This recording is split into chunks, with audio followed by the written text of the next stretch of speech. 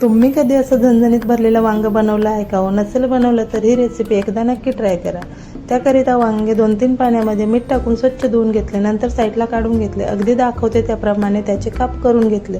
सर्व वांग्यांचे काप करून झाल्यानंतर एक पातेलं घेतलं, त्यात पाणी घातलं व त्या पाण्यामध्ये वांगे ठेवले. असे केल्याने वांगे काळे होत नाही. नंतर मसाल्याची तयारी करूया. 1 वाटी शेंगदाणे घेतले. शेंगदाणे तव्यावर घालून घेतले व चांगले खरपूस होईपर्यंत भाजून घेतले. शेंगदाणे भाजून घेतल्यानंतर त्यात किसलेला खोबरा घातला व तोही चांगला भाजून घेतला.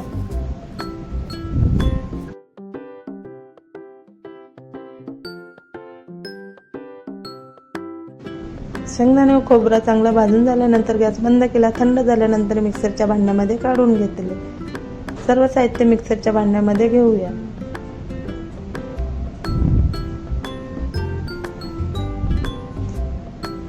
नंतर त्यात भरपूर सारा लसूण, अद्रक, कोथिंबीर घालून घेतली.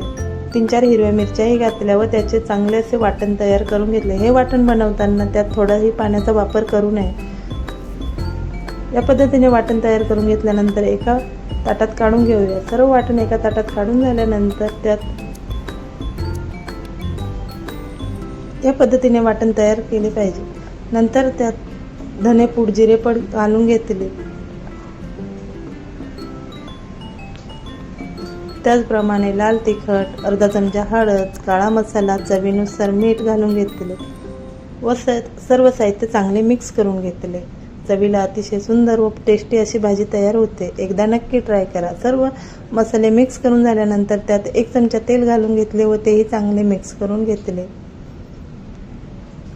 बघा, या पद्धतीने आपला मसाला तयार झाला पाहिजे. नंतर कट केलेल्या वांग्यामध्ये सर्व मसाला भरून घेऊया. अगदी दाखवते त्याप्रमाणे दाबून दाबून त्यात मसाला भरून घेतला. तुम्ही नेहमीप्रमाणे वांग्याची भाजी बनवतच असाल, पण या पद्धतीने एकदा नक्की ट्राय करा. नंतर गॅसवर कढई ठेवली. त्यात 2 चमचे तेल घातले. तेल गरम झाल्यानंतर त्यात भरपूर सारा कढीपत्ता घातला, जिरे घातले व 1-1 वांगे घालून सर्व तेलामध्ये चांगले फ्राय करून घेतले.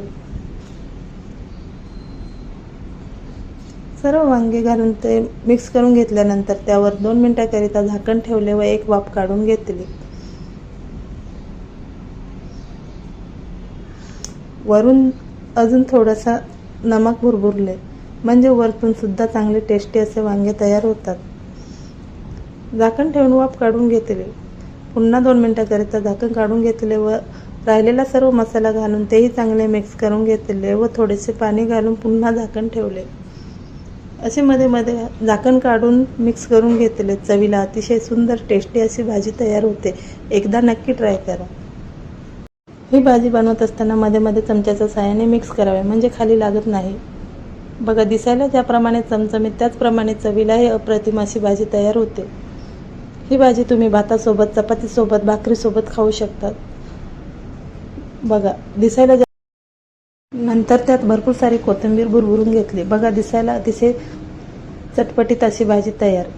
असेच नवनवीन व्हिडिओ बघण्याकरता अजूनपर्यंत चॅनलला सबस्क्राईब केले नसेल तर सबस्क्राईब करा, लाईक करा, शेअर करा, कमेंट्स करा. पुन्हा भेटू अशाच नवीन चटपटीत रेसिपीमध्ये. तोपर्यंत काळजी घ्या. बाय.